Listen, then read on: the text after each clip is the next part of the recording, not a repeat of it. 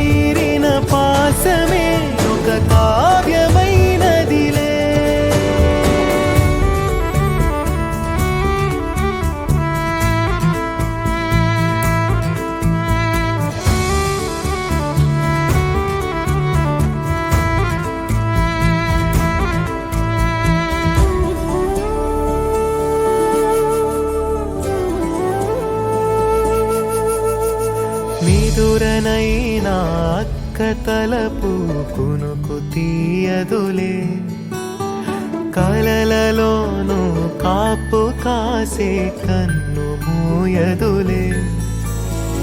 అక్కయే జగమణి బతికేటి తమ్ముడు వీడురా.